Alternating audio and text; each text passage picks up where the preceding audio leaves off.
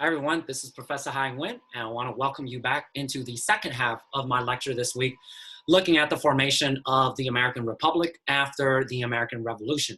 The last time we left off in the first half of this week's lecture, I somewhat talked to you about the the goals of the American Revolution, okay? I'll try to simplify what I was talking about in the first half of the lecture. That the goals of the American Revolution was to create, was number one, to break independence, right? And to break away from the monarchy, but also to create a society where the people are represented and also power is decentralized, meaning that power, what used to be consolidated with a king back in Europe and somewhat parliament, power now will be divided among somewhat the 13 states. And that's what we mean by decentralization, is that there is a fear, there was a distrust and a skepticism of power being concentrated in the hands of a single individual or some kind of foreign entity. And as a result, the American Revolution, this is what we mean by the American Republic. This is what the American Revolution was somewhat trying to create afterwards, is that once the Americans win their independence, they had to figure out what kind of government are they going to establish. And the answer they came to was basically a republic, the American Republic, a government where people are going to be represented. But at the core of it, there are a couple of assumptions that men are going to act in the best interest of the republic, right? And there is a sense that in the time of need, these 13 states, right, and that's what they are, they're 13 states, right, will come together and based on somewhat the understanding that men will be virtuous, they will make the best decision for the republic. But the problem, as I highlighted in the last lecture, was that you have problems during the 1780s that requires the 13 states to come together, but also you also have problems that resulted because they were not coming together, that you have the 13 states competing with one another, right? And then on top of that, you still have somewhat the problems of the American Revolution in terms of debt that the Americans still had to pay because, you know, to win a war, it costs a lot of money. And what you have was the Americans figured that they can just simply solve their problem by just printing unlimited amount of money. But the problem is the more you have, the less value it has. And as a result, the economy is spiraling out of control because you have a unstable form of currency. And then on top of that, you have somewhat competition between the states competing with one another for businesses. And then on top of that, you have still foreign powers, right? The British in Canada, you know, the French down the Caribbeans, the Spanish in Florida, and also in Southwest, still representing a threat to your somewhat fragile society. And then you have Native Americans refusing to relinquish their control of land to prevent expansion. But I said that all of those problems are an easy fix, right? Because all they require is that the states themselves come together and give the government some kind of authority to allow them to have power of taxation. Was that the government under the Articles of Confederation, it did not allow the federal government, right, to have the authority to taxes. It did not allow the federal government to have the authority to have a military, okay? And even when there is some kind of external threat, the federal government, it can only raise an army purely by going to the states, begging on their knees that the states will volunteer and somewhat provide the manpower that is needed to somewhat to protect the republic. So make a long story short, you have a fragile, weak, somewhat American government that is in a time where it requires a strong government because it has to deal with all of these somewhat external and also internal issues, right, as a whole. But the problem that you have is that the American Revolution, what the American Revolution was about was more than just a representative government, but it was about decentralization of power in American society, especially when it comes to somewhat politics as well. So that is the challenge, guys. But I said that when it comes to currency, when it comes to somewhat taxes, even raising an army, those are easy fixes because all you got to do is say, okay, Articles of Confederation. Now we give you powers to raise taxes. The reason why they had to somewhat scrap the Articles of Confederation has to do with, like I said, that bigger problem that was on the rise. And this is where I want to get back to somewhat the PowerPoint here, okay? Because the intention of the American Revolution was to build this republic. And this republic was built on the foundation, understanding that the men will be virtuous simply because of their nature. And what makes the republic sustainable is through the virtues of the people themselves, that they are able to somewhat be disinterested, to put the interests of the republic first, then before of their own self-interest.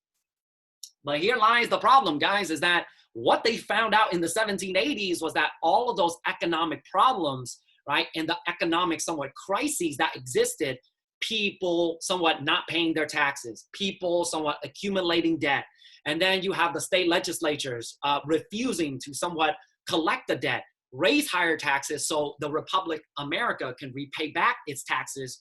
It's just a bad combination of bad economic policies all around. And then to make things even worse, what you have was ultimately, this is the type of virtuous society that they wanted to create. But instead, what they ended up having was this. Now I remember why I had this slide in my PowerPoint, okay? This is a preview of things to come. This was something that the founding fathers did not anticipate, okay? Simply because, again, a republic is when you have the people going to vote for representatives to make a decision on the people's behalf. Right? That's kind of how it works, right? Like basically we go elect somebody to represent us, right? I want you to think about like maybe in high school, right? When you have like student government and then you got like the popular kids, right? They run to be like the president of the school or the treasurer of the school, something like that, right? So basically the people go vote, they vote for their representative, and those representatives will do what is best for the interest of the republic. But the problem in the 1780s was that ultimately you have conflicting interests because you have the people struggling to survive. They can't pay their taxes. They are defaulting on their farm, right? They're losing their jobs, right? And ultimately, they don't want to pay higher taxes. No Americans want to pay higher taxes, guys, right?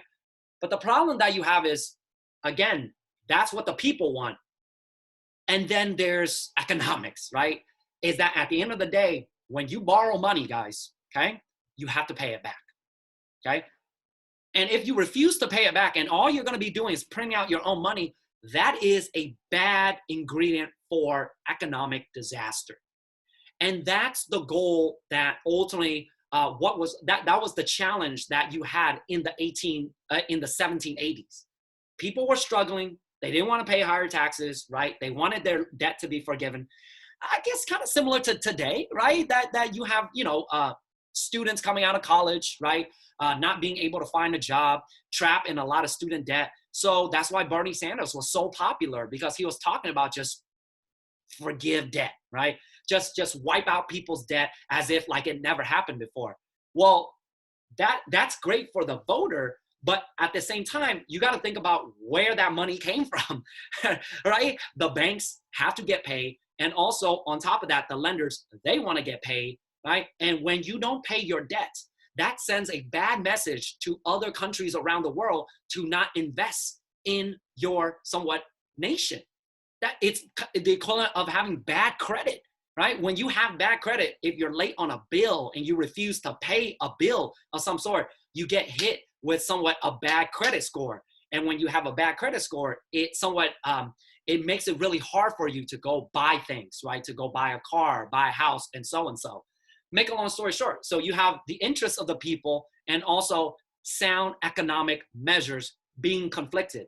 But I also said that the biggest worries that really caused the founding fathers to convene in Philadelphia has to do with what you see here.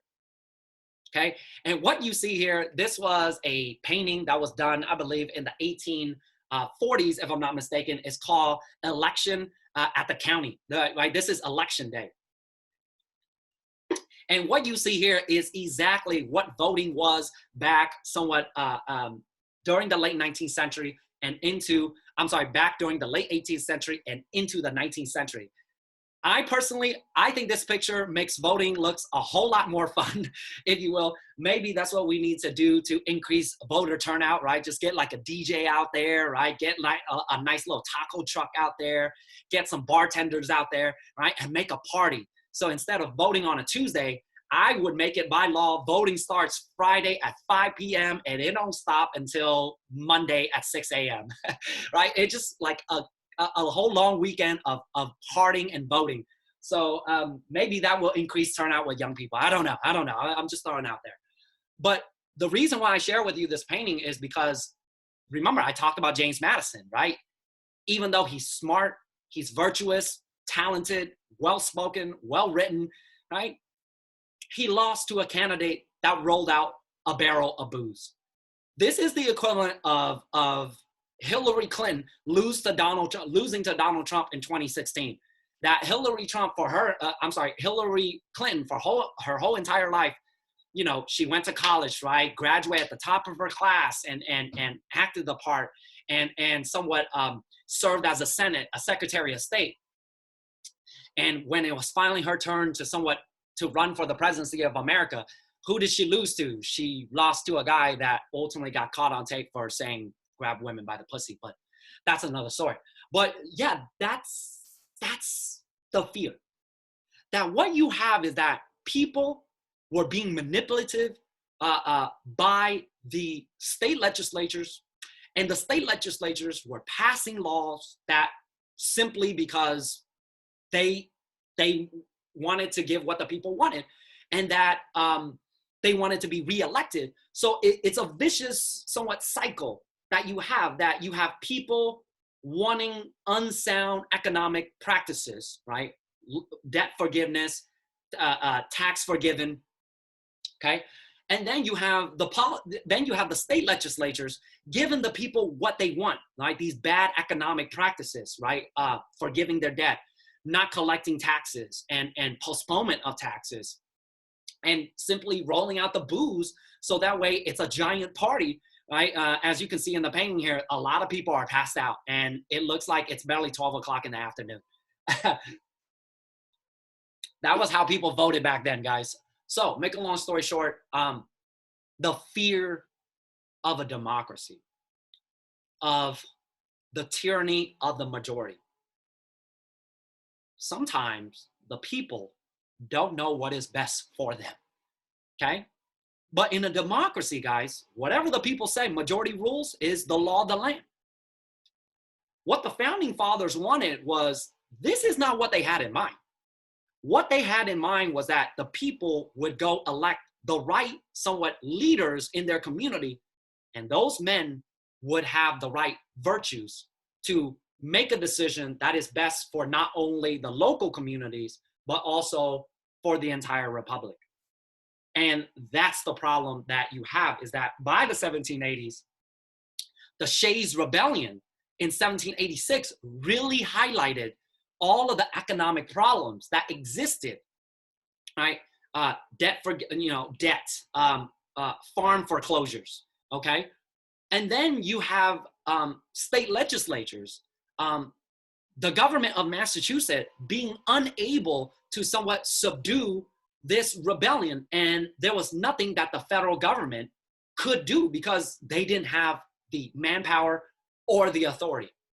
So as a result, that is the reason why the Articles of Confederation is going to be scrapped. And this is the reason why James Madison, when he goes into the convention in 1787, he's going to do his homework, okay? And he is going to propose a complete reboot of how the US will be governed. And what they're trying to do is, now what you have is that there is a goal that the convention is trying to achieve. A couple of things. They wanted a stronger, centralized national government, okay? Because they knew that there were problems that needed to be addressed on a national level. So they wanted a stronger national government.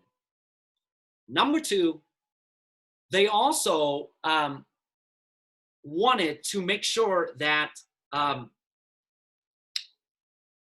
you have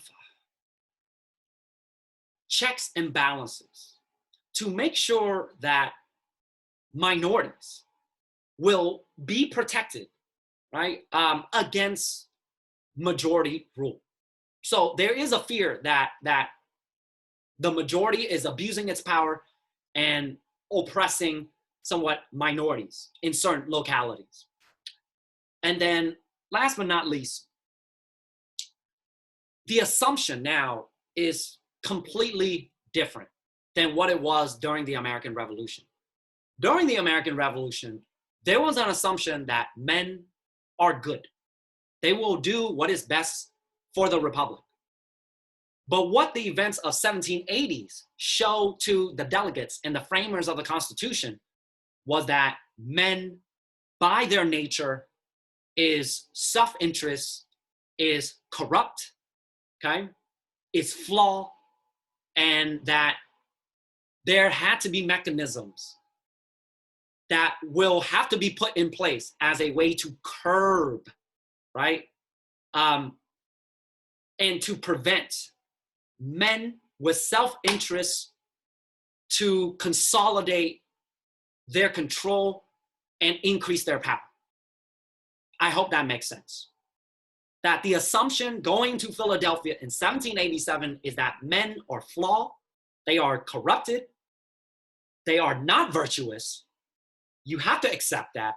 And if you accept that, okay, you still want to build a republic, but this time you better make sure that you create mechanisms, check and balances, separation of power to make sure that a new tyranny of democracy does not somewhat oppress the rights of minorities themselves, and that power is somewhat given to the hands of the right men to make the right decision for the American Republic. So I hope that makes sense, guys, because if you understand those assumptions, it is going to make it easier for you to understand why ultimately the Constitution itself was debated. It's simply because some people are still holding on to the idea that you didn't need to somewhat rid the Articles of Confederation.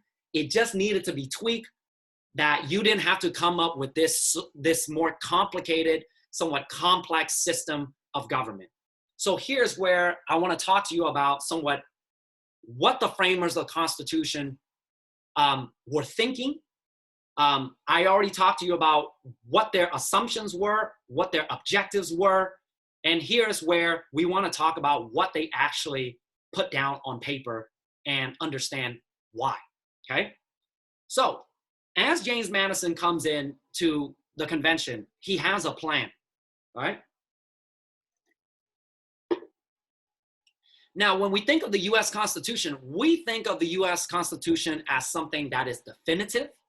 We think of it something as precise, okay? And we think of it something as ultimately that was written in 1786, that was somewhat designed to solve America's of its problems. But here's the reality, guys. James Madison, he walked into the convention with a plan.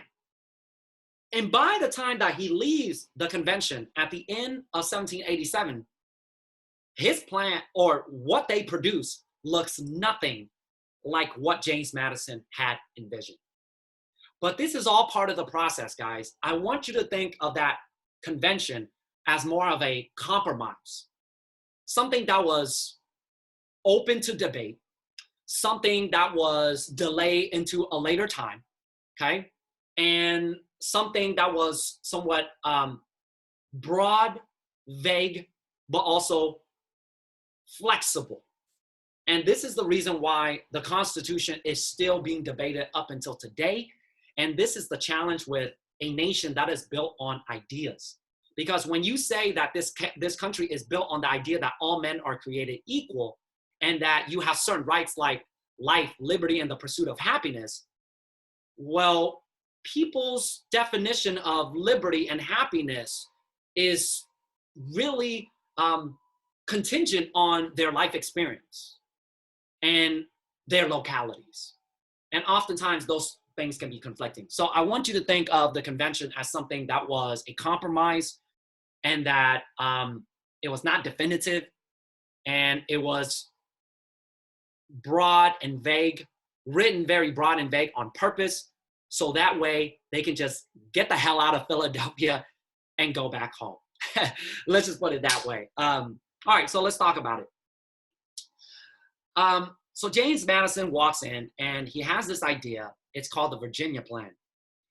And what it does is that it would give more power to the federal government, and that the authority of the federal government would be supreme, meaning that it would be above somewhat states, state laws, if you will, second by none. So whatever the federal government says is the law of the land, regardless of what the states have to say. Now, unlike in previous arrangement, where under the old Articles of Confederation, this is typically how the federal government made its decision. There were 13 states. Each state had one vote, okay? When they come in order for the federal government to pass a law under the Articles of Confederation, it needed to pass by a margin of 9 out of 13. 9 out of 13. So that's more than just a simple majority, guys. That's about 3/4, right? 75%. And maybe that seems simple to you, like, oh, well, 75%, that seems feasible. Guys, you got to think, imagine 13 countries with one vote each coming together and make a decision, and to come to that unanimous of a margin is really rare. And I always use the metaphor. It's kind of like maybe you and your friends on a Friday night, you're driving around, there's 5 of you in the car, and you're trying to figure out, what do you want to eat for dinner, right? So there's always, there's that guy in the car that's like, yeah, let's go get some Korean barbecue, right? Because, he's out his little bit of money, okay? And then you got your other friend whose times are tough, right? They're unemployed, they don't have work, right? So they're like, you know what? I can't afford Korean barbecue, right? Let's just go get some fast food. And then you got that healthy friend in the car. They're like, you know what? I've been doing CrossFit, right? I can't really eat. I can only eat somewhat nuts and paleo diet, or whatever the hell those diets are called. And what ends up happening, all 5 of you guys are arguing, you're debating, and what ends up happening by the end of the night, nobody gets what they want, right? We all end up somewhat going home, just being frustrated at each other and eating top ramen at home or whatever the hell is in our kitchen. So make a long story short, it was really hard for the Articles of Confederation to achieve that 9 out of 13 margin. And then on top of that, you have to consider the factor that those 13 states, it's kind of like the 50 states of America of today. Some states have a bigger population than others, right? So Virginia at this time had the largest population. Meanwhile, other states like what? Rhode Island, right? New Jersey, okay? Had a very small population, okay? So would it be fair that Virginia with the biggest population get the same vote that people in Connecticut, people in New Jersey, people in Rhode Island, right, have the same somewhat voting power? And as a result, this is what we come to, guys, is that Madison, he walks in there and he says, look, what we're going to do is we're going to create 3 branches of government, right? 3 branches of government. Each branches of government will have a specific duty and responsibility. We're going to somewhat, yes, we're going to consolidate power into the federal government, but even within the federal government, we're going to divide power. So this is what we're going to do, right? You're going to have 3 branches of government, because why? They're going to check, right? They're going to check and balance one another. So each branch of government has its own responsibilities, its own duties, okay? And ultimately, it's going to check each other off. So the Virginia plan would have 3 branches of government at the national level, each with its own specific duties and responsibilities. But the Virginia plan, it changes the power of representation, not based on the number of states, but based on your population. So there's a shift. So instead of 1 state, 1 vote, what the Virginia plan proposes that depending on your population, the higher population you have, the more votes you will have. Okay, it's basically the system that we have today, guys. Right? That California, I think the last time I checked, we had like 53, right? 53 somewhat representatives. Okay, so this is in the House of Representatives, and in the House of Representatives, it will be based on population. That is what is going to dictate your the amount of representations or representatives that you get to have at the decision-making table. And obviously, you can tell that this plan, the Virginia plan, favors Virginia because, well, Madison, Jefferson, Washington, they all come from Virginia. So obviously, if the Virginia plan passed, it will definitely give them more authority and more power and more representation, right, at the national somewhat level, which sounds about right, because if you have a bigger population, then you should have more representation, right?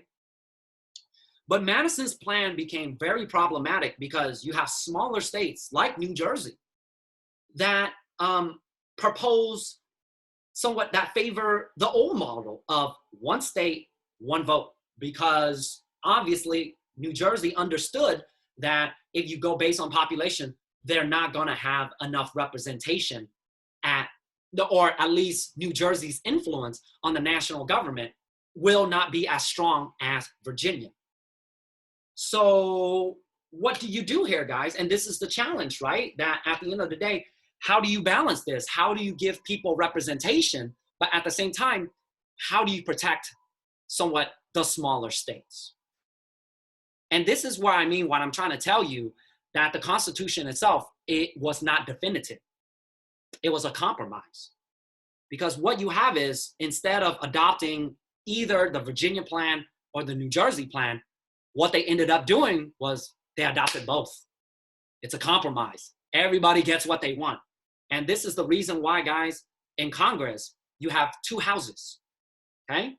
The House of Representatives is based on population, right? The bigger population you have, the more representatives you are going to have. So for example, California, we have 53 representatives, somewhere around there, okay? Wyoming, I think they only have like 3, okay? So California, this is why we are such a powerful player in terms of politics, because 53 or 50 something somewhat representatives means 50 something, right? 53 Electoral College votes. So we'll get to that a little bit later. But it has huge ramification in terms of power and influence upon the national government. So instead of choosing one or the other, right, they get both. And maybe that's the American way, guys, right? It's kind of like how we go to fast food restaurant. You know, when you go to a fast food restaurant or a food court, you're like, do I want pizza? Do I want hot dog? Right? Like, what is it? No, why not both? Right? Like when you go to Costco, right? You got the deli slice there. You got the hot dog for $1.50. Why not both? Okay? And that's the compromise that they came to, was that you have the House of Representatives that will be based on population. Every 10 years, they are going to count up the number of people living in America. Okay, they are going to count up the population in every single state, and every 10 years, they are going to redistribute, right, the number of delegates, right, and representatives that each state get to have. This is why, guys, the census is so important, because every 10 years, we got to count the population. So that way we figure out which state has gained more people and which state has lost more people. Because the more people you have, the more influence you get to have in the political system, the more funding you get to have. So with that said, guys, don't forget to fill out your census, all right? Don't forget to fill out your census. Okay, so that's in the House of Representatives. And then what you have is the second house, which is the Senate. That is where you are going to have equal representation among the states. So you already know this. Every state gets 2 senators, right? 2 senators, okay? Today we have 50 states, so that's 100 senators that we have in the Senate. And the Senate is supposed to be kind of the wise men of somewhat this collective body, if you will. They're supposed to be the virtuous men that will keep the mob or democracy from somewhat getting out of control. Because it's really interesting how you look at it. It's kind of a balance of both. Because here's what I mean by indirect democracy, okay? The people go vote for their representative. And that representative, the House of Representatives, your congressman or your congresswoman, they only get to serve for 2 years, right? 2-year term. Now, there's no term limit, okay, but 2 years at a time. And that was by design to keep the House of Representatives tied to the interests of the people. So you still want to hear what the people have to say. You still want the ears on the street. You still want somebody from the community that understand somewhat the community and the issues that are inflicting upon that, or the type of issues that they are dealing with.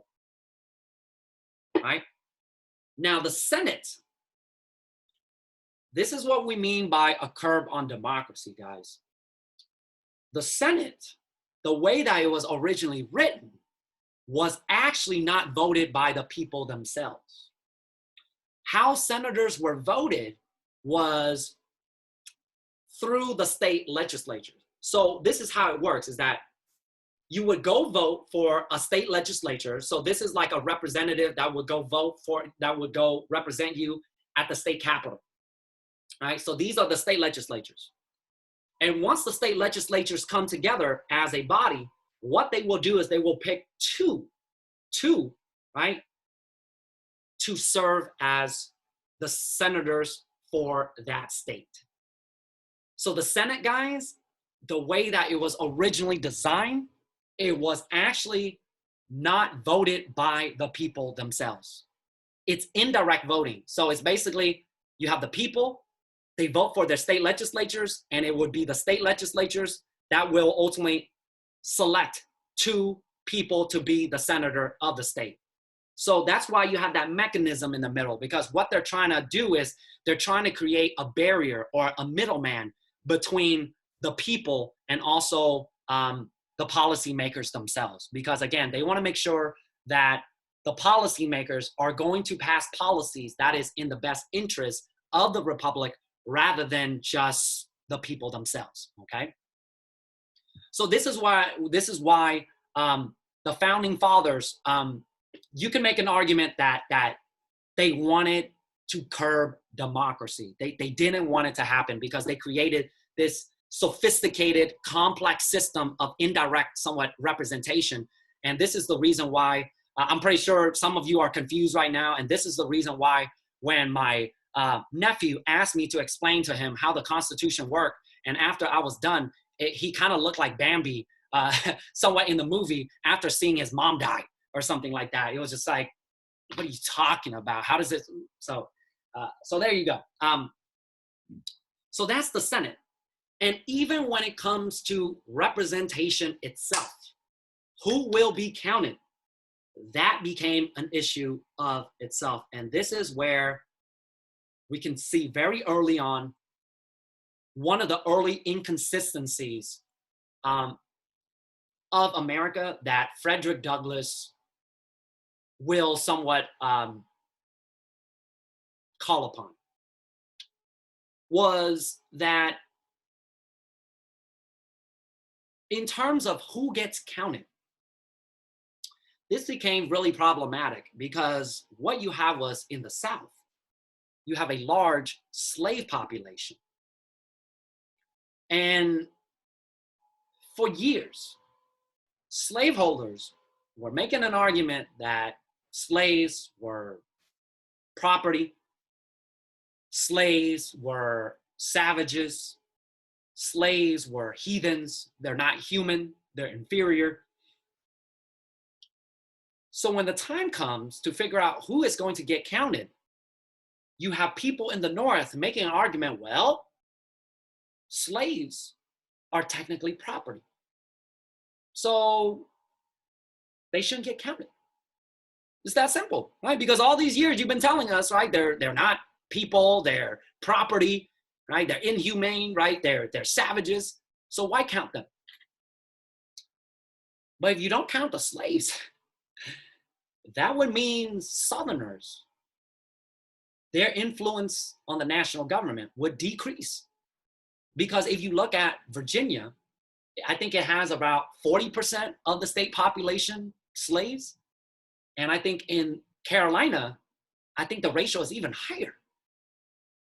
So if you don't count the slaves, Southerners are not going to somewhat have the influence on the national government that they want. And this is where you can already see the beginning of the tension between North and South over the issue of slavery. That based on the journal of James Madison, there was no other issue that was more divisive in the framing of the Constitution than the issue of slavery itself. Simply because you have people arguing that slaves should be counted, you have Northerners replying that they shouldn't be counted, okay? And it's all about political powers, guys. So, should you count slaves? Should you not count slaves? So what's the compromise to that? It's very ironic that Southerners all of a sudden switched their tune and they're saying, no, slaves have to be counted. They are people. It's very ironic how it benefits them. All of a sudden, oh, slaves are no longer just property. They're actual people. So what's the compromise that they come to? Let's see. You either count a slave as one or slave as zero. So the compromise they came to was 3/5, right? This is the famous 3/5 clause. It's a compromise. Once again, I told you that the Constitution is not definitive, right? This is all negotiation, give and take, right? And also, guys, 55 white guys trapped in a building with the windows shut, with no AC, in the middle of Philadelphia, hot, humid, summer weather. It's hot as shit there. They're sweating. And then on top of that, remember, they're living out of their suitcase. Okay? They want to go home. So, 3/5. That is the compromise that they came to. That worked for everybody. So as a result of the 3/5 clause compromise, the power representation of the slaveholders in the South increased from 37 representatives to now 45 representatives. Okay? That's an increase of 8 members. And if you look at it, the total number of representatives there were in the House of Representatives was 65. So if you look at that increase alone of 8 members, purely created because of the 3/5 clause, okay? That meant an increase of a 1/8 increase of representation for Southerners in the House of Representatives. So yes, it benefited them. And but the debate over slaves got a little bit dicey. So it's not just a matter of will slaves be counted, but there were also some delegates, ironically, a slaveholder himself, that started to wonder that maybe slavery itself was detrimental to the Republic, and that slavery itself was the reason why men were corrupted and ultimately oppressed. And so it's very ironic because you have George Mason. He's from the state of Virginia. And George Mason was the largest slaveholder in the convention. So he had the most slaves. And this is why I say it's ironic, because he had the most slaves. But why would this guy supported the idea of the banning of slave importation and possibly a gradual abolition of slavery itself? Okay, so he's kind of proposing an end to his identity, his somewhat status as a slaveholder. But George Mason believed that slavery would discourage the arts and manufacturing because he believed that in the long run, it's probably best for America to be the British and become an industrialized society, but it can't do that unless it rid itself of this old, archaic, somewhat exploited system of slave labor.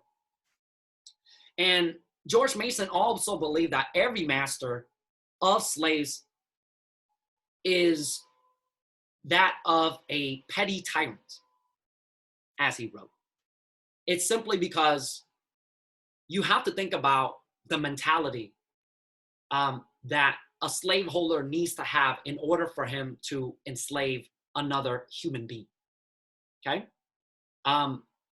Like an oppressive king to their subjects, George Mason also believed that slavery itself corrupted the mind of the master, and it made him to become a tyrant on a daily basis. So George Mason somewhat was proposing the idea that maybe slavery itself would gradually be abolished. Northerners, especially those evangelical ones, supported the idea simply because they do believe that slavery itself was a sin and that America needed to move away from somewhat this violent system of labor.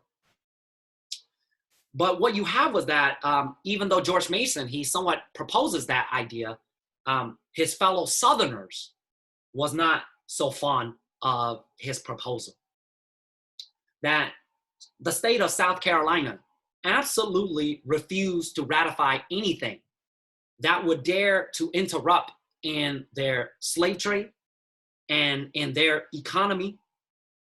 And they threatened to walk out of the convention if anybody at the convention threatened to abolish slavery, whether gradually or immediately.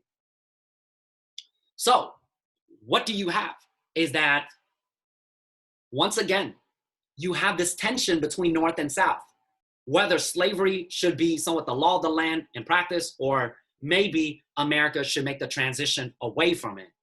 Okay, so it's not during the Civil War that slavery becomes an issue. It's actually during the convention, guys. And this is what I mean when I say nothing in the convention is definitive. All they did was they delayed the problem, they kicked the can down the road, and what they're hoping is to buy themselves some time, okay? And maybe what they're hoping is that future generations can make the decision that they could not come to.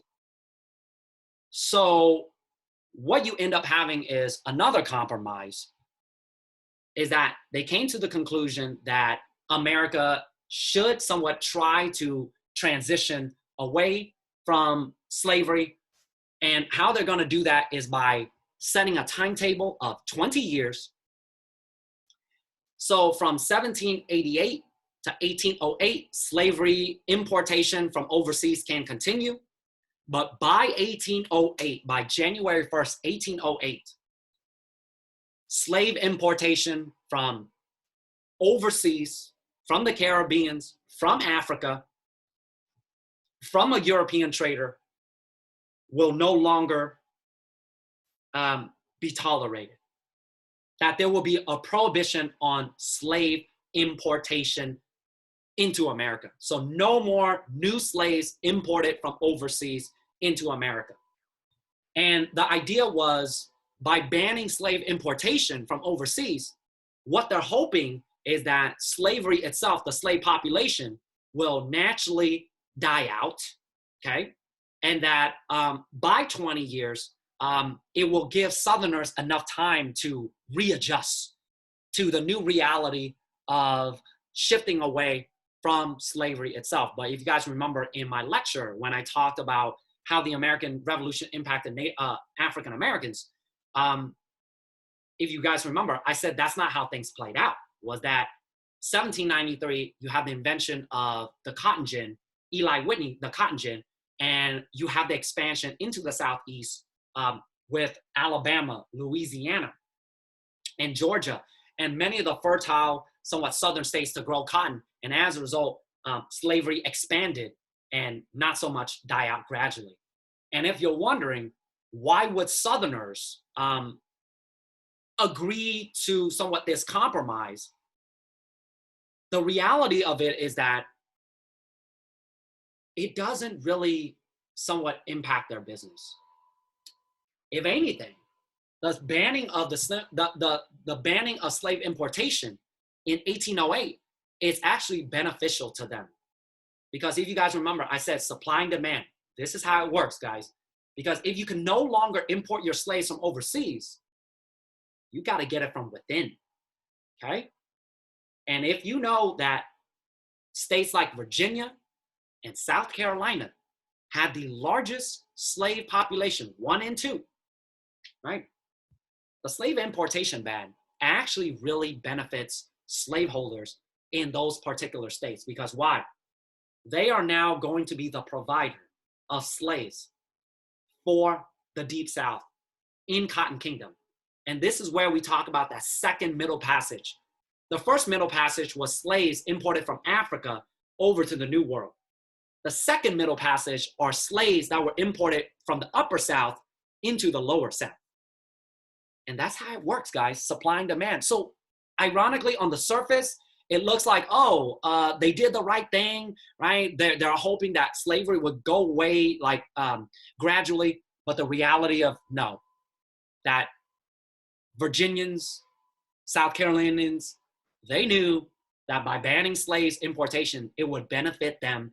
It would boost the prices of their slaves and somewhat continue somewhat the domestic slave trade. So yes, unfortunately, the issue of slavery comes to a compromise, but you can already see very early on that there exists tension between North and South over the issue of slavery. So it's another compromise, guys, in terms of a divisive issue, okay?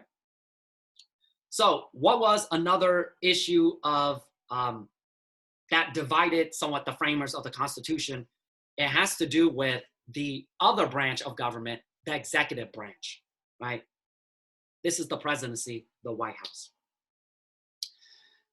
Now, if you remember, in the Roman Republic, they had 2 consuls, right? 2 people that were somewhat elected and chosen to somewhat serve as the leaders of the Roman Republic.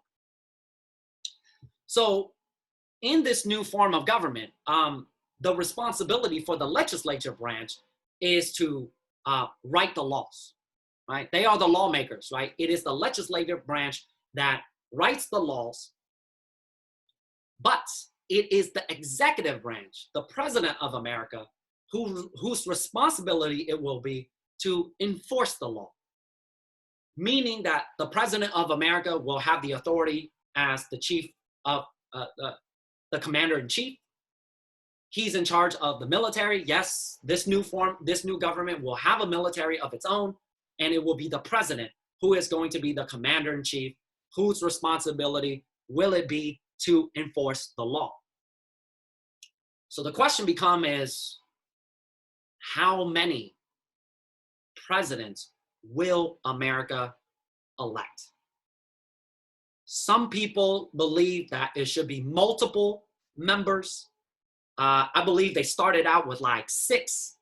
They got it down to 3 and then to 2, but they finally decided that 1 is the number that they are going to somewhat agreed upon, because they needed a strong individual to somewhat to enforce and to carry out the law of the land. And that single individual would be in charge of the military, and also to enforce the law that Congress passes. But the president, in terms of his political power, he also has a very powerful tool that will allow him to keep Congress in check, to make sure that whatever law Congress passes, right, that law is constitutional, right? That law is not somewhat oppressive, and that law itself will be in the interest of the republic itself. Of course, we're talking about the power of the veto, okay? So the president has an authority to veto either the entire bill or segment of the bill, right? We call it a line veto, where he can make adjustments, he can make edits, okay? And that is somewhat a political power that he has. And the idea here is that the executive branch will be a check and balance against the legislative branch, okay? And that's why the president has that veto. But the framers of the Constitution also believe that the president himself could be a check against somewhat the will of the people, and also the rise of democracy. And this is, once again, guys, this is where it gets really confusing, is that instead of people going to vote for their president directly, okay, what you have in America is that you have a general election where the American people go and vote. I want you to think of it as a giant survey, okay, that is being taken, and whatever the people somewhat choose as their candidate or their somewhat president, you have electorates who will take into consideration how the people have voted as part of the process. But by no means are these electorates directly accountable to the vote of the people. I hope that makes sense. So what it is that, guys, when we go vote, it's a giant survey to let the electorates, and these electorates are going to be elected or chosen by the state legislatures. So once again, it's the state legislatures. Once again, the state legislatures in this process can select the senators of each state, but they also have the authority to select the electorates, okay? And these electorates, they will come together. They will take into consideration how the people have voted, but by no means are these electorates accountable to what the people voted for. They will make a decision on their own who they think will be the best candidate to become the president of America. And this is the reason why, guys, we have the magical number of, I believe, 538, okay? 538, that's the total number of electorates there are. And if you're wondering, 538, where the hell did they get that number? I believe it's 435, if I'm not mistaken, from the total number of House of Representatives, combined with the 100 somewhat senators, okay? And then I believe the 3 comes from the District of Columbia, the nation's capital itself. So that's where you get 538. 538 electorates. Those are the number of votes that you need to gather if you want to become president. And in order for you to become a president, you have to get a majority of 270. That is the magical number in order for you to become president. I apologize to you if this seems a little bit dry. It's simply because the system is very complex and it was designed to be complex so that way it keeps democracy in check. And the president himself, right, is not directly voted by the people. It was a mechanism, the Electoral College system itself, it was a mechanism designed to allow state legislatures to choose electorates who would convene at the state capitol to cast their vote for the presidential candidate.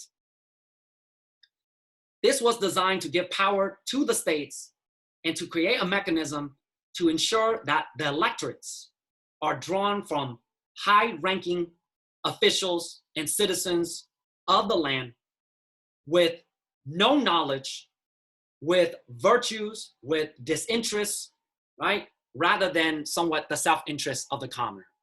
And this is the reason why, guys, the president of America is not directly elected by the people. And this is where I ask you the question, right? Should we still vote based on the Electoral College, the pros and cons of the system, okay?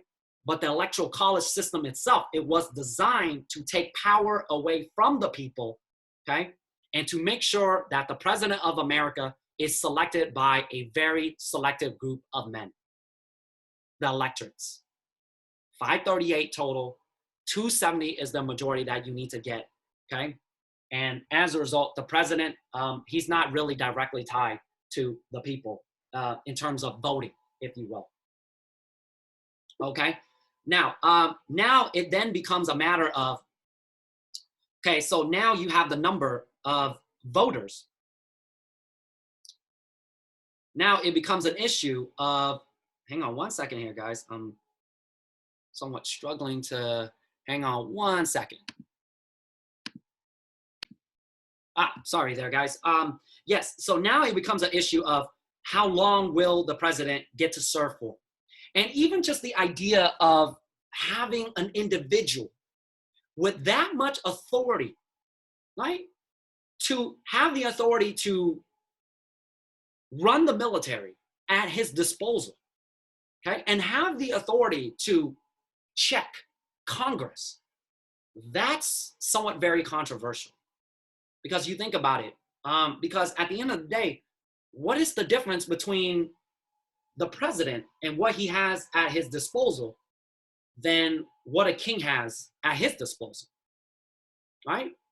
And this was the fear that those who opposed the Constitution somewhat had. They worried that by putting hands in the power of a single individual like that, especially the military, was too dangerous. Because it could slip. History tells us it often does, right? Caesar, and then eventually you'll have Napoleon, right? So many other tyrannical dictators and emperors throughout humankind, mankind's history. So how long will this president serve for? You have Alexander Hamilton. He's very in favor of a strong, centralized government. He's also in favor of a strong centralized government in the hands of as many individuals as possible. This is why Alexander Hamilton will somewhat not be very well liked by his somewhat contemporaries. Because Alexander Hamilton wanted the president to resemble as much as possible to that of a king. Alexander Hamilton actually wanted the president to serve for life. He had no problem. He's like, yeah, put George up there, let him serve for life. I ain't got no problem with that, okay? No term limit, okay? No years, no term limit, okay? Serve as long as he wants, and even downright to the title of the president of America. There was some confusion because what do you call this person? Because the title of the president is actually a very low title to have. Usually presidents at this time, they were just a title that was associated with like fraternity groups, with the Masons in particular. So kind of like local clubhouses in particular. So a president, what does he do? He presides. Right? That's where somewhat the title come from. And you got some people wanting to give the president a really fancy name. They wanted the name, the presidency, the Washington, named after George Washington, kind of like how Julius Caesar and Augustus became synonymous with being rulers and dictators in Rome. So they wanted to name the position after the person that somewhat holds that office. So they wanted to call it the Washington. There was another somewhat title or proclamation that they wanted to use to describe the presidency of America. It was His Highness, the President of the United States and the Protector of Rights of the Same. That's the full title. And this is where, thank God, America had George Washington, who was humble, okay? And also he knew that he had to set the tone for others behind him to follow. Because for George himself, he's like, he did not want to be seen as a ruler. He did not want to be seen as somebody who even remotely resembled to that of the king. He just wanted to be seen as a virtuous citizen of the American Republic. So when they approach him with all of these titles, they say, well, we're going to call you His Highness, the President of the United States and the Protector of Rights of the Same, or the Washington. George just looks at him and says, you know what? Forget all of that. Just call me president. He doesn't want the fancy title, right? He's very humble, but he's also very conscious how the public will perceive him, right? And he wants to be seen as above it all. So yeah, it's just the title of the president, okay? And ultimately, guys, that's what you end up with, okay? You end up with two houses in the legislative branch, okay? A little bit of mix of democracy there, right? You're gonna have the people, they're gonna go vote for the House of Representatives, and the House of Representatives will be tied to them because of their short-term limit, 2 years, okay? So you wanna let the people have their say in the process, but you also wanna make sure that there are checks and balance on that democracy. This is why the Senate is elected by the state legislatures. This is why the Senate gets to serve for longer. It's 6 years instead of 2. Because when you're in office for 6 years, once you get elected, guys, the first 5 years, you can do whatever the hell you want. It's the last year of your term, that's where you might want to go back to your district, right, or your state, right? And that is where you want to campaign to the people, make promises and everything like that, right? But that's the idea, that the Senate are supposed to be virtuous men who will keep in check the interests of the people to make sure that the people are not abusing their power, okay? And then you have the president who will act as a check and balance upon the legislatures themselves, okay? He will have the authority to veto. He will also have the authority to somewhat run the military, to enforce the law. And if you look at the legislative branch, right, it's a compromise. The House of Representatives is based on population. The Senate is based on equal representation. You have one president, okay? And when they got to the judicial branch, it just ran out of gas. It was a long summer, guys. So it wasn't really quite clear what the Supreme Court, the judicial branch, was going to be. They knew that it would be a court system, and the responsibilities that the Supreme Court or the judicial branch will have is that it will be up to them to decide whether a law in America is constitutional or not. So they are going to interpret the law to make sure that whatever law Congress and also the president passes does not infringe upon people's rights. Okay, but by the time that summer ended, the framers of the Constitution, they were completely exhausted. It wasn't quite clear what the judicial branch, how many members would serve on it, what its responsibilities would be. They just knew that they needed a third branch of government, a court system that could ultimately somewhat decide whether laws are constitutional or not, okay?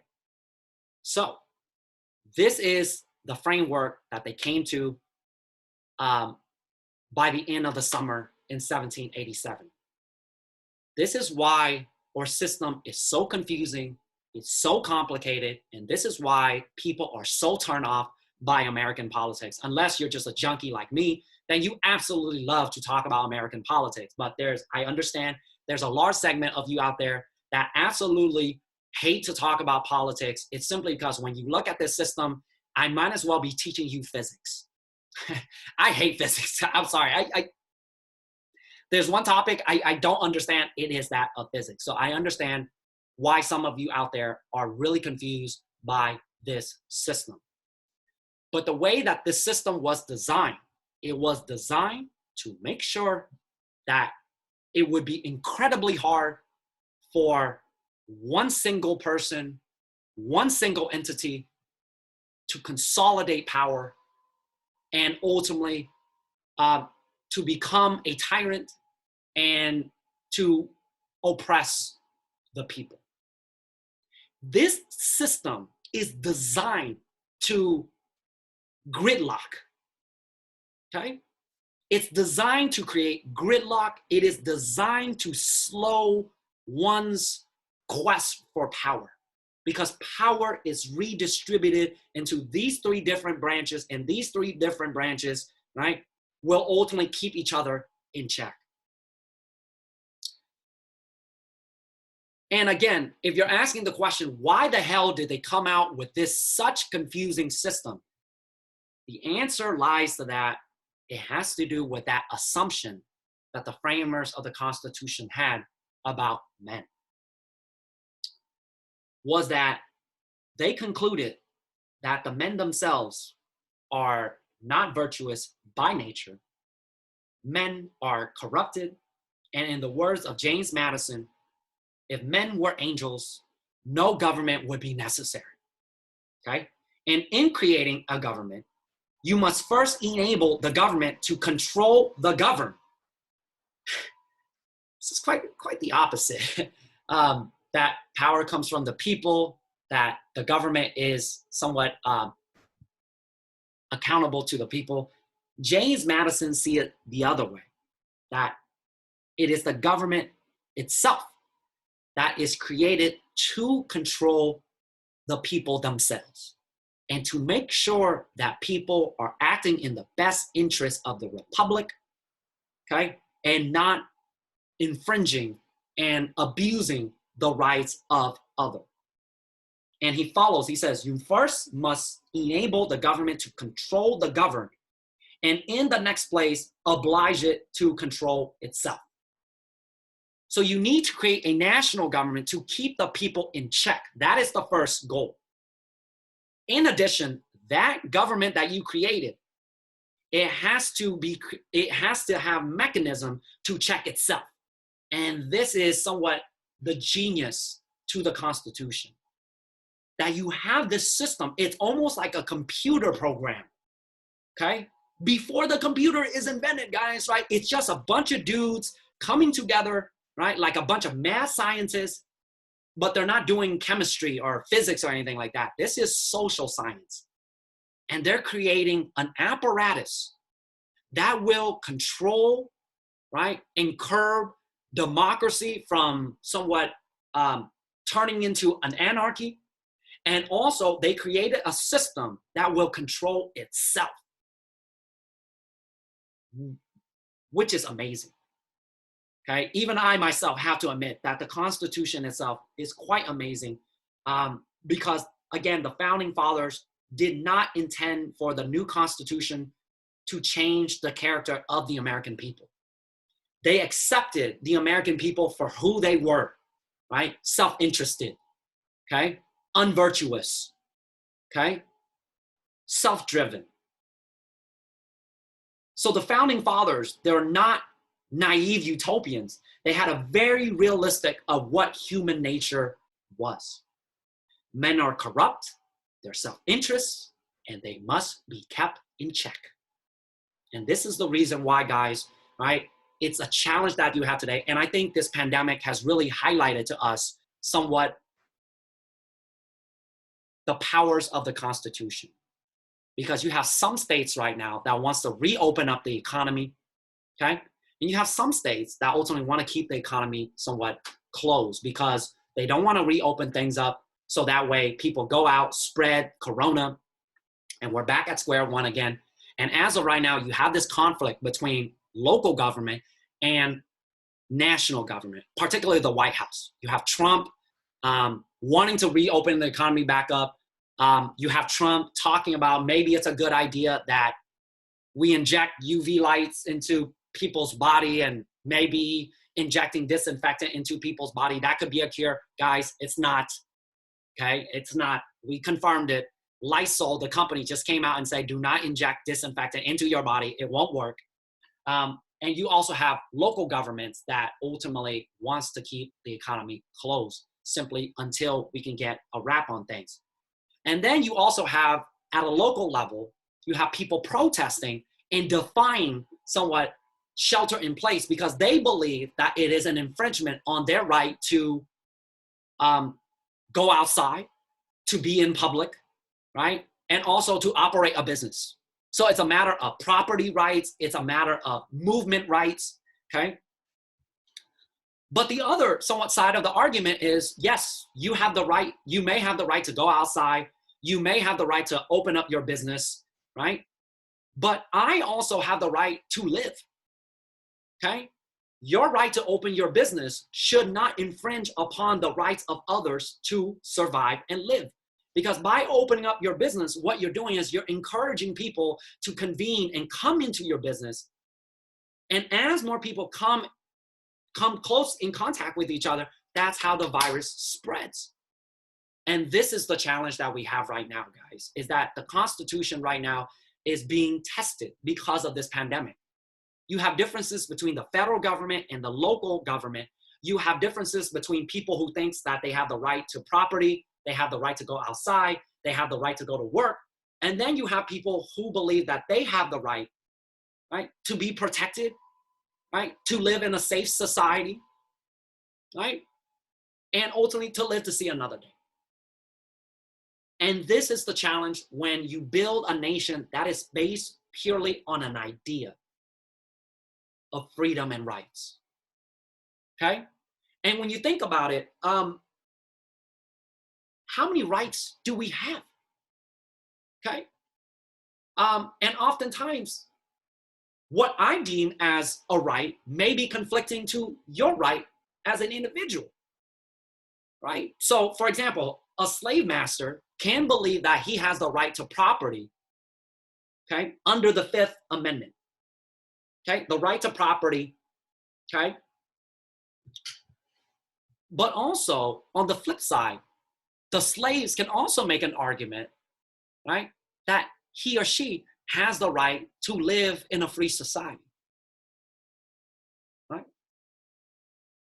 To live in a society where they are treated as equal, to live in a society where they are counted as a full human being, right? So oftentimes those rights that we think we have conflict with one another. And that is the struggle of the American experience. How to promote rights, liberty, freedom, and equality that suits best for everybody. Because oftentimes those interests conflict. And that's somewhat the challenge that you have, right? When it comes to somewhat this form of government. And even though you have the framers of the Constitution walking away they have a framework, right? So it's this 3 branches of government right here. There was a lot of skepticism because you got a lot of people out in America who are very skeptical of what they see. Because on the surface, the Constitution does seem like it is democratic. Because you think about it, the only branch of government that is directly elected by the people out of all these 3, it's in the legislative branch. And even the legislative branch, it's only 1/2 of that branch of government that is directly voted by the people. So was the Constitution undemocratic? The answer is yes, it is. It was designed to be, because democracy was something that the founding fathers feared. They fear that the people is going to turn into a mob and abuse their power. And also, guys, just from public perception, the fact that you have 55 rich white dudes meeting up in a assembly hall with the window shut and the front door closed to the public. And when they walked out, they created a government that would give them more power and more authority. That looks like a coup. Right? That looks like a coup because you can make an argument, yeah, the framers of the Constitution, they had good intentions. But it's about perception, guys. Because the people who oppose the Constitution, they are going to look at the Constitution and say, what the hell is this? This is directly the opposite of what we fought for during the American Revolution.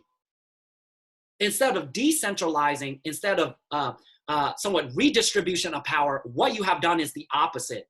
You're putting power back into the hands of the few. You're putting power back into the hands of a single individual. So it seems like the US Constitution contradicted the goals of the American Revolution when it comes to power, where it lies. Should it be in the states, or should it be in a centralized national government? And then last but not least, it just seems like this Constitution was missing something. Because out of all of this, you have a lot of people that were skeptical, that were fearful that maybe a tyranny was on the rise here and that they would lose their rights. Okay? The problem with the American Revolution was, even though the English had a Bill of Rights, they had rights as Englishmen, it was never written down. And when the framers of the Constitution, when they somewhat, when they went home, they only came home with these 3 somewhat branches of government that you see here. There was no Bill of Rights. There was no reassurance that the people's rights were protected. Now, maybe some of you are arguing and say, well, that seems like a power grab to me, that James Madison didn't write people's rights down, and that the people had the right to be somewhat suspicious. You're absolutely correct. But here's James Madison's logic as to why he felt that the Bill of Rights was unnecessary. His argument was simple. If you write down your rights on a piece of paper, okay, what happens to the rights that you don't write down? I hope that is not confusing for you, because that's the argument that James Madison made. How many rights do you think you have as an individual? What rights? And if you list them down, okay, you are limiting yourself to whatever number of rights you write down. There are a number of infinity rights that you think you have. So by writing your rights down on a list, you are limiting yourself to just those rights. That is his argument. And that is the reason why he felt that it was unnecessary to write your rights down on a piece of paper. Because the rights that you don't list down, he asked, what ends up happening to them? Do you lose them? right? If you don't write it down, if you don't use it, you lose it. Is that the argument, right? So this is why James Madison, he opposed the Bill of Rights. It's not that he was against people having rights. It's simply he worried that by writing your rights down on a piece of paper, it would ultimately limit, it would handicap you to those rights that you have. But, so they go home. And what you have is that from 1787 to 1788, there is a giant debate all across America. Because even though the framers of the Constitution, they had the framework of government written down, it still needed to be approved by the people. That the states had to ratify this. And as a result, what you have is that from 1787 to 1788, for an entire year, there was a national debate over 2 years, they debated. 13 states, 1,000 delegates participated, and it was debated for over 2.5 years. But the public discourse, the public debate that occurred was mainly from 1787 to 1788. And you can separate it into two camps. Those who oppose the Constitution. Let me make it less confusing for you. Those who supported the Constitution, who wanted the Constitution to pass, they're called the Federalists. Which is ironic because federalism is the belief that power should be shared between a federal government and the states.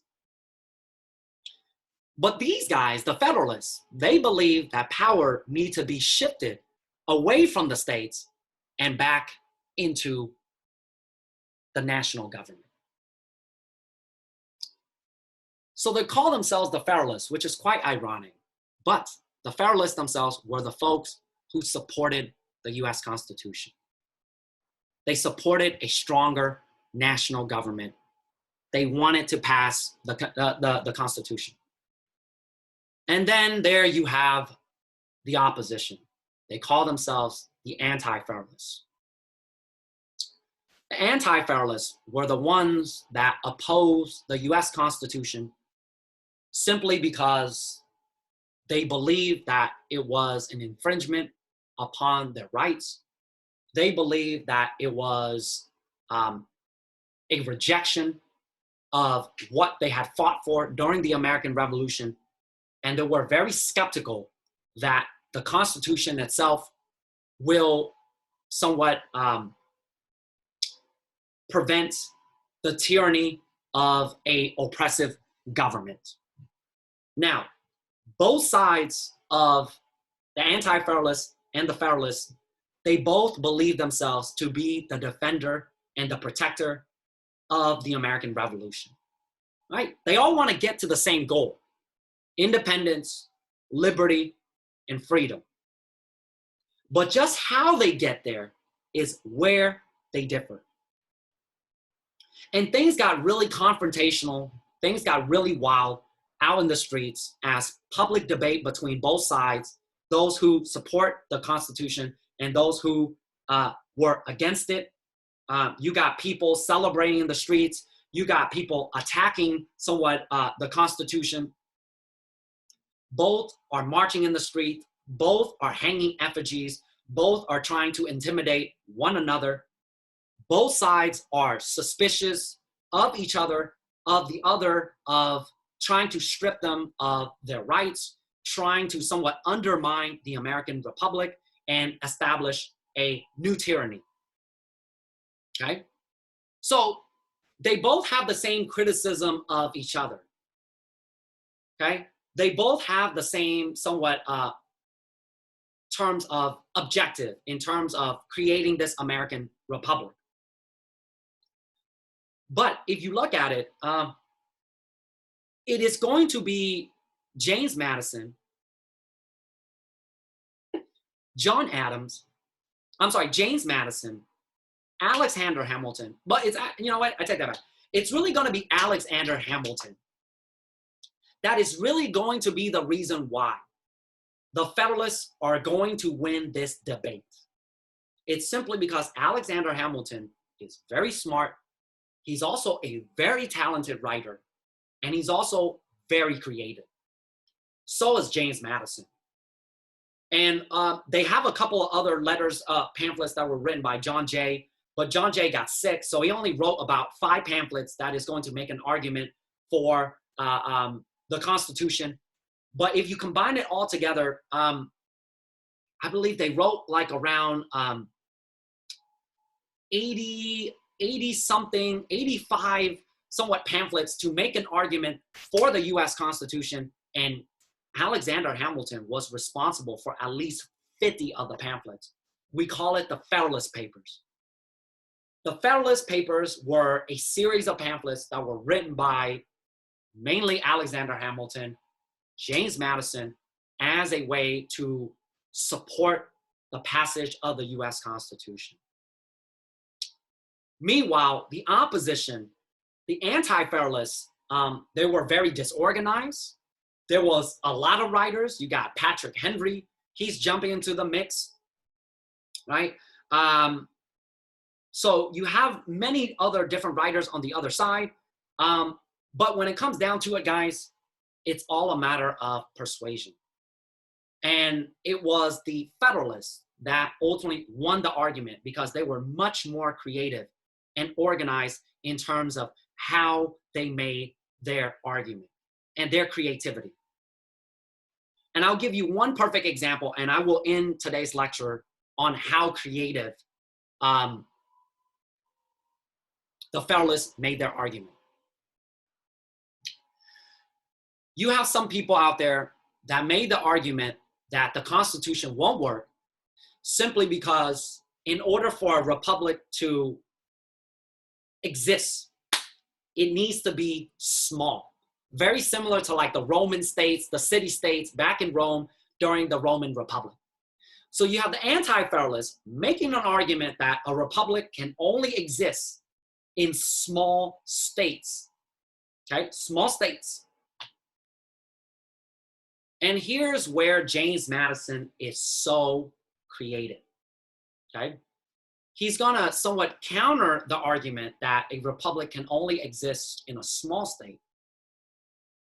He is going to counter that argument that the bigger, the better. And with a single pamphlet, we call it pamphlet number 10, Federalist Paper number 10. In Federalist Paper number 10, James Madison is trying to respond to a couple of criticism. Number one, a republic won't work if it's somewhat large. But also number two, he wants to deal with another issue of political parties. Because what you have happening at the local level was that men are coming together, organizing, coming together and forming political parties. We think of political parties something today as completely natural, right? As part of the democratic process. But the founding fathers, they absolutely hated the idea of people coming together and joining a party. Because why? Political parties, they don't somewhat represent the interests of the republic.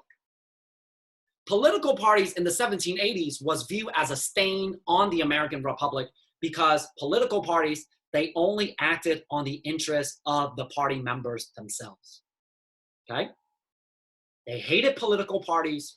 James Madison, George Washington, Thomas Jefferson, they hated the idea that you would want to come together, right, and form a political party. What brings you together should be just the American Republic. That is it. So how do you somewhat deal with the issue of people joining political parties? And this is the genius out of it all. James Madison says, look, if you allow the national government, and if you create the Constitution and you pass it, and you create this national government, what it does is that it creates kind of like this giant circle, this sphere of influence that the national government get to have, okay?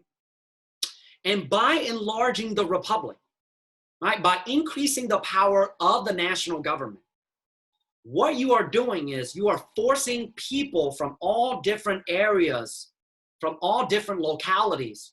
You are bringing them into this giant, somewhat circle and forcing them to compete with one another. And through competition, right, they will keep each other in check and ultimately destroy each other. That's his argument. He's hitting two birds with one stone here, guys. By allowing the US Constitution to pass and to create a larger centralized national government, what it does is that it increases the sphere of influence of the national government, and it increases the size of the American Republic. It brings people from all different localities. It brings people from all different states from coming together, and you're forcing these people to compete with one another.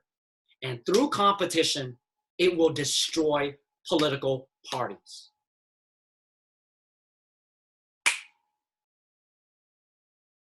That's it. Drop the mic, walk away with a single pamphlet. James Madison completely flipped upside down the understanding of the American Republic, of how a republic should work. It's not smaller, but the bigger, the better, right? Maybe that's why America, we have an obesity problem. I don't know, right? Right? We like bigger everything. Big TV, big cars, big rims, big food, everything. Big country, big republic, right? But if you create this giant sphere of influence and allow the national government to bring all these people into the fold, it will force local political parties to compete with one another. And when they compete, they will keep each other in check. They will make sure that one does not get too big, okay? And through competition, that is how you hold back the forces of democracy. That is how you hold back the forces of political parties. And that is how you make sure that the republic is safe and that nobody, right, will somewhat become a tyrant. That's the genius to James Madison, guys. And that's the reason why James Madison, Alexander Hamilton, and the Federalists, they are going to win this debate. They just have a stronger imagination, a more creative, somewhat way of making an argument.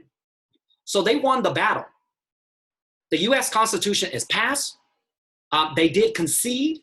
James Madison, he did concede that, yes, they want a Bill of Rights. We will add a Bill of Rights. So you have the original Bill of Rights, the first 10th Amendment of the US Constitution as a compromise, okay? Yes, James Madison, Alexander Hamilton, Thomas Jefferson, George Washington, John Adams, John Jay, right? The Federalists, they won the battle.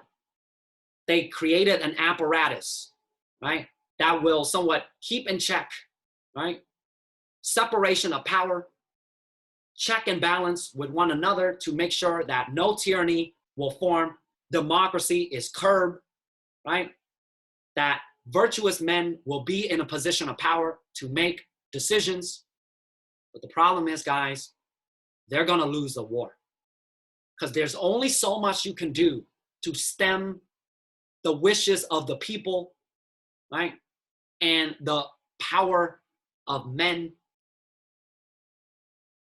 to be somewhat, to be driven by their self-interest. So when you guys come back next week, we will look at how the anti-federalists, they're already anticipating that in the future, that it is really going to be the self-interest of men.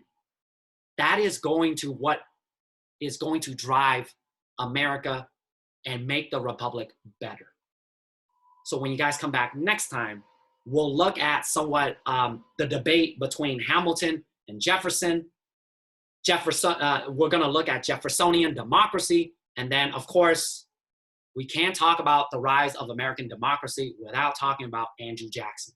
So that wraps it up for this week, guys. I want to thank you for coming, and I will see you next week's lecture. Have a wonderful week. No follow-up questions this week. Have a wonderful week, right? Make sure that you submit your midterm on time. But other than that, guys, this is home stretch. Stay focused, finish strong, but be safe out there, guys. All right. Thank you.